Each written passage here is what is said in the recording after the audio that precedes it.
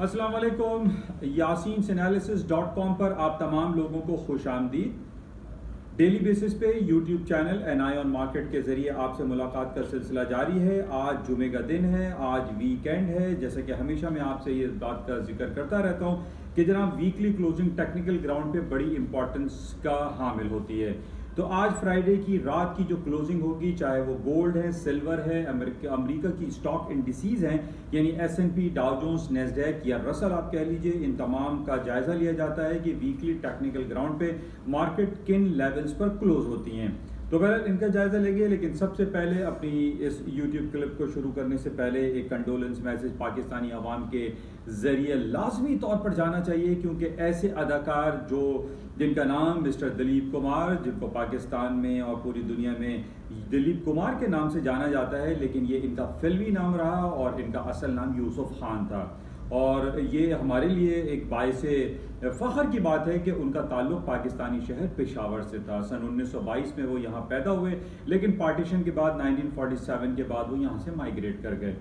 तो बहरहाल एक बहुत बड़ा नाम, एक बहुत बड़ी हस्ती, एक बहुत बड़ा एक एजाज़ जो पूरी दुनिया को एक हासिल रहा, जिन्होंने एक दुनिया की हमेशा आती दुनिया तक याद रहने वाली एक फ़िल्म जिसका नाम मुग़ल आज़म था, उसमें शहज़ादा सलीम के तौर पर वो सामने आए और उन्होंने बेतहाशा फ़िल्में प्रोड्यूस दी और इसको हम कभी भी भूल नहीं सकते। देवदास जैसी फिल्में, मुग़ल आज़म जैसी फिल्में उन्होंने जो पेश की, जिसमें उन्होंने अपने अदाकारी के जौहर दिखाए, उसको आती रहती दुनिया कभी फरामोश नहीं कर सकती।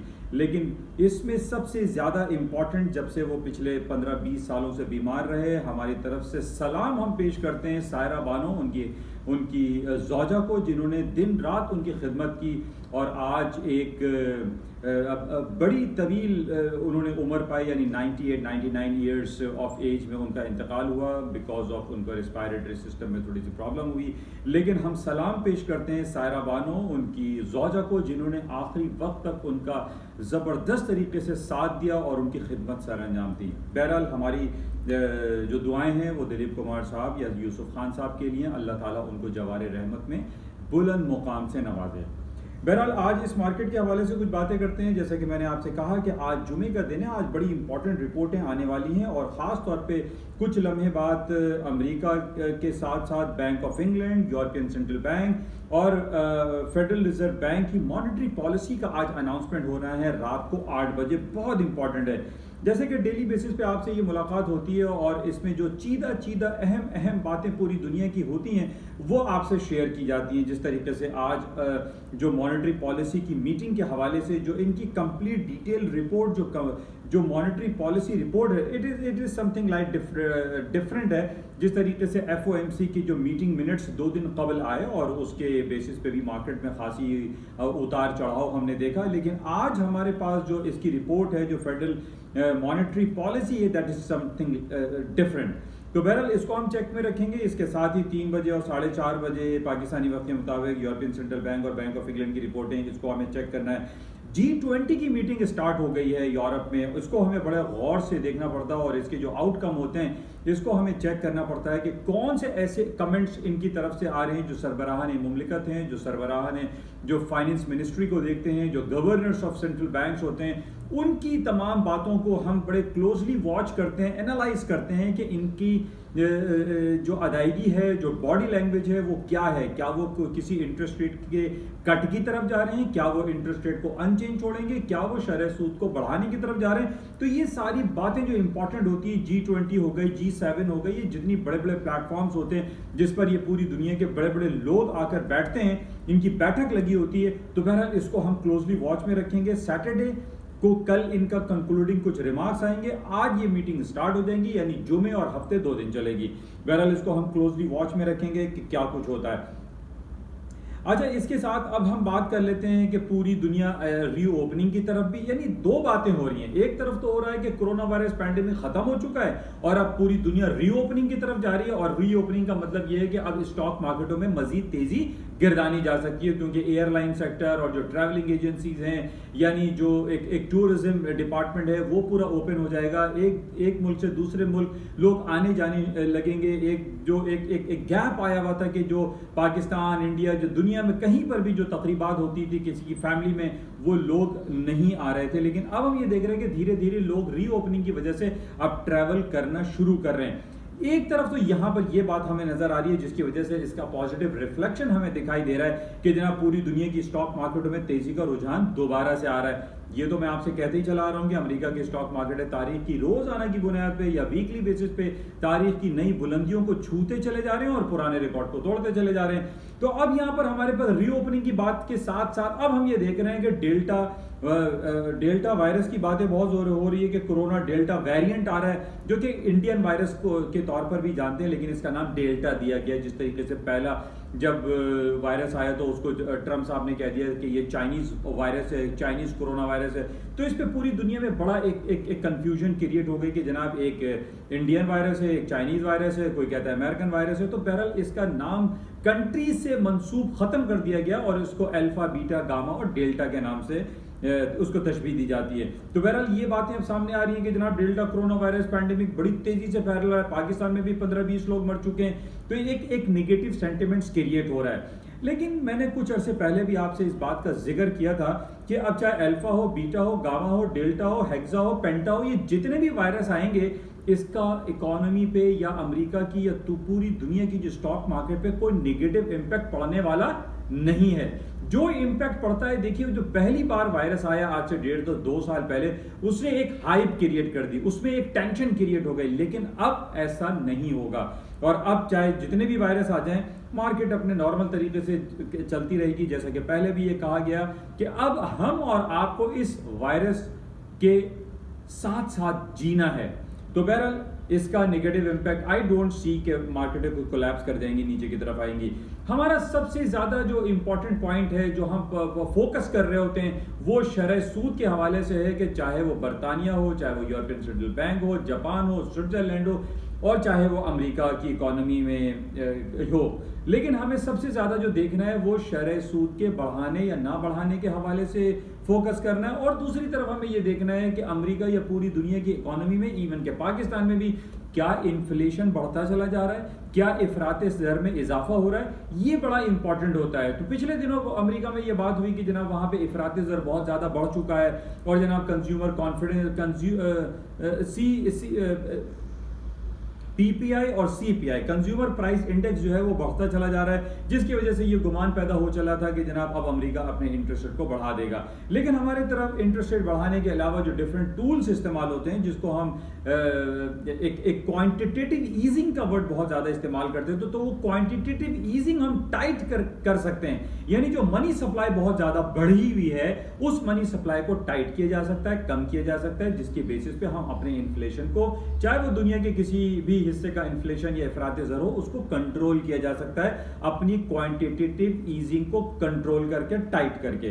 तो बहरहाल अभी तक हमारे पास इंटरेस्ट रेट बढ़ाने के हवाले से तो कोई कमेंट्स आ नहीं रहे, लेकिन क्वांटिटेटिव ईजिंग को हम टाइट करने की तरफ जा सकते हैं, यानी अमेरिका की इकोनॉमी। तो बहरहाल इसको देखना पड़ेगा कि ये आज जो अभी मॉनेटरी पॉलिसी की अनाउंसमेंट होगी उसमें क्या क्वांटिटेटिव ईजिंग का कोई कमेंट आता है या नहीं आता, या जो G20 की मीटिंग हो रही है जो आज और कल चलेगी, इधर हम चेक करेंगे क्या इंटरेस्ट रेट के हवाले से कोई बात होती है या क्वांटिटेटिव ईजिंग की तरफ या टाइटनिंग की तरफ हम जा रहे हैं। इसको हमें बहुत जायजा इसका लेना पड़ेगा। बहरहाल ओवरऑल सिनेरियो ये है कि स्टॉक मार्केटों में तेजी मुसलसल बरकरार है। अच्छा, इसके साथ हमने ऑयल की मार्केट देखी, जनाब $17 चली गई, उसके बाद फिर $73-74 पे मार्केट चली गई। पिछले हफ्ते 77 डॉलर तक मार्केट ऊपर गई थी। लेकिन इसका इंपॉर्टेंट पॉइंट ये रहा कि जनाब पिछले हफ्ते तो जो आपकी ओपेक प्लस मीटिंग हो रही थी, जिसके अंदर सऊदी अरब और रूस यानी ओपेक प्लस में ये दोनों आमने सामने दस्ते गरेबां थे। लेकिन इसके साथ हमने ये देखा कि सऊदी अरब और यूएई के दरमियान कोई चपकल शुरू हुई। हालांकि हम ये समझ में नहीं आता कि जनाब यूएई जो है वो सऊदी अरब के अंडर प्रोसीड करता है, तो हाउ इट इज पॉसिबल कि जनाब मुत्तहिदा अरब इमारात जो है वो सऊदी अरब के साथ कोई पंगा ले रहा है। तो बहरहाल असल जो प्रॉब्लम है वो हम ये कह सकते हैं कि जनाब सऊदी अरब ये कहता है कि प्रोडक्शन को कट करो, रूस ये कहता है कि प्रोडक्शन को बढ़ाओ। तो इसमें ये थोड़ी सी चपकलिश हुई, हमने देखा कि 76 से $77 से मार्केट $70 हो गई। लेकिन ओवरऑल जो सिनेरियो अब क्रिएट हो रहा है, जो हम रीओपनिंग की तरफ जा रहे हैं कि पूरी दुनिया कोरोना वायरस पैंडेमिक खत्म हो रहा है, भले डेल्टा वायरस आ रहा है, लेकिन रीओपनिंग की वजह से अब तेल की मांग में इजाफा होगा। और मांग में इजाफे की बेसिस पे हम ये देख रहे हैं कि जितनी भी स्टॉक्स हैं उसमें तेजी है, तेल की कीमतें जो है वो ऊपर की तरफ चली जाएंगी। Bank of America, JP Morgan Chase, Goldman सैक्स, ये तमाम अपनी तज्जियाती रिपोर्ट में ये बता चुके हैं तेल की कीमतें $80, $90, $100 तक जा सकती हैं। तो बहरहाल ये बेसिक जो इंफॉर्मेशन है वो यही है कि ये रीओपनिंग की तरफ पूरी दुनिया जा रही है। अच्छा, इसके साथ हम देख रहे हैं अफगानिस्तान के हवाले से यूके और यूएसए और जितनी भी नेटो अलायंस जो फोर्सेस थी अफगानिस्तान में, वो उनका इनखला शुरू हो चुका है और हम चाहते हैं कि अफगानिस्तान में एक पुरअमन हुकूमत का क़याम वजूद में आए। तो बहरहाल इसका कुछ नेगेटिव पॉजिटिव इफेक्ट हम देखते रहते हैं। अच्छा, इसके साथ एक कल बड़ी इंपॉर्टेंट रिपोर्ट चल रही थी कि जनाब कोरोना वायरस पैंडेमिक में कितने लोग अब तक मर चुके हैं। तो हमारे पास जो रिपोर्ट आई है 4 मिलियन यानी 40 लाख लोग लोकमाए अजल बन गए, जो कि ऑन रिकॉर्ड रिपोर्टेड है। इससे ज़्यादा भी लोग मरे होंगे, बहुत सारे लोगों ने जो है वो रजिस्ट्रेशन नहीं करवाई कि उनको कोरोना था या नहीं था। बहरहाल पूरी दुनिया में ये एक बहुत बड़ा एक साने हुआ जो कोरोना वायरस पैंडेमिक की नज़र हुआ और तकरीबन 40 लाख लोग इंतकाल फरमा गए, इस दुनिया फ़ानी से रुखसत हो गई। ये एक नंबर है 4 मिलियन, ये आप ज़हन में रखिएगा। अच्छा, इसके साथ कुछ अमेरिका की रिपोर्ट में ट्रेड बैलेंस की रिपोर्ट आएगी, इसको आप आज शाम में चेक में रखिएगा। और इसके अलावा जो हमारे पास इंपॉर्टेंट बहरहाल यही कुछ है। जो गोल्ड की मार्केट के हवाले से मैं बात कर लेता हूँ, गोल्ड की कीमतें, क्योंकि गोल्ड के सुनने वाले मेरे पास काफ़ी हजरात हैं। गोल्ड की कीमतें देखिए, मैं बहुत अरसे से भी बयान देता आ रहा हूँ कि जनाब सोने में मंदी, डाउनफॉल नहीं है, नहीं है, नहीं है। और यही हुआ कि मैंने बहुत अच्छा इंपॉर्टेंट एक लेवल भी आप लोगों के साथ शेयर किया था, 1755 यानी 1755 या 1750 का आप लेवल ले लीजिए। तो 1750 का पिछले 10-15 दिन मार्केट ने लो किया था, वहाँ से मार्केट आज 1810 तक आ गई, बल्कि 1820, 1820 के इसने हाई कर दिया था। तो ये जो ओवरऑल जो सारे सिनेरियो हैं, जो एक तज्जियाती मुतालियाती जो सिलसिला एक जारी है, जो सारा दिन आपके साथ बैठ के मैं देखता रहता हूँ, तो इसमें सोने की कीमतें, मैं बारहा तमाम लोगों की खिदमत में ये गोशगुजार कर चुका हूँ कि सोने की कीमतें डाउनफॉल का शिकार फिलहाल नहीं हो सकती जब तक अमेरिका अपनी क्वांटिटेटिव ईजिंग बहुत ज़्यादा टाइट ना कर दे या अपने इंटरेस्ट रेट को बढ़ा ना दे। तो इन बेसिस पे, इन हालात व वाक़यात के बेसिस पे मैं आप तमाम लोगों को बताता रहता हूँ कि जनाब सोने को आप बाय करें, सेल करके चांस ना लीजिए। और इसी के साथ ही पैरेलल हम सिल्वर है, पैलेडियम है, प्लाटिनम है, जो कि प्रीशियस मेटल्स कहलाते हैं, इनकी मांग में इजाफा ही रहेगा। और उसकी दूसरी बुनियादी वजह जो मैं आपके साथ शेयर करता हूँ कि इस वक्त जिस तरीके से अमेरिका की S&P, डाउ जोन्स, नेस्डैक जो स्टॉक इंडिसेस हैं, ये तारीख की बुलंद तरीन सतहों पर चलते चले जा रहे हैं। जब ये ऊपर जाते हैं, जब इनकी जो इंडस्ट्रियल आइटम है, जो इंडस्ट्रियल प्रोडक्शन है, जो कैपेसिटी यूटिलाइजेशन है, ये मुकम्मल बढ़ते चले जा रहे हैं, जिसकी वजह से हम ये देख रहे हैं कि मोबाइल गैजेट्स, कंप्यूटर और लैपटॉप, ये तमाम हर बच्चे के हाथ में, और इन तमाम आइटम में जितने भी कंप्यूटर और इलेक्ट्रॉनिक गैजेट्स होते हैं, इसके अंदर गोल्ड, सिल्वर, पैलेडियम, प्लैटिनम का कहीं ना कहीं इस्तेमाल होता है। तो इस बेसिस पे भी हम कह सकते हैं कि स्टॉक्स की तेजी सोने की तेजी के साथ एक मुतजाद नहीं है बल्कि मुतरादिफ है, उसके साथ साथ पैरेलल चलते हैं, यानी डायरेक्टली प्रोपोर्शनल है, नॉट इनडायरेक्टली प्रोपोर्शनल, दोनों साथ साथ आगे ऊपर की तरफ चलेंगे। तो अभी बहुत ज्यादा पोटेंशियल एग्जिस्ट करता है कि सोने और चांदी की कीमतों में मजीद इजाफा मुमकिन है। बहरहाल ये कुछ बातें आपके साथ शेयर की गई। आज है जुमे का दिन, जुमे के दिन के बाद हफ्ता और इतवार आपसे मुलाकात नहीं होती। अगर कोई बहुत बड़ा इंपॉर्टेंट इवेंट होता है तो संडे नाइट आपकी खिदमत में हाजिर हो जाते हैं, और होपफुली कि ये 2 दिन अच्छे गुजरेंगे और इसके बाद मंडे को आपके साथ फिर मुलाकात होगी और हम देखेंगे कि सैटरडे संडे को क्या इवेंट रहे और मार्केट इनको किन टेक्निकलिटीज़ को फॉलो करते हुए चलती। बहरहाल आज वीकली क्लोजिंग है, इसको हम चेक में रखते हैं कि वीकली क्लोजिंग पे मार्केट किन टेक्निकलिटीज़ को मलूज़ खातिर रखते हुए क्लोज होती है। इंशाल्लाह मुलाकात रहेगी। थैंक यू, खुदा हाफिज़।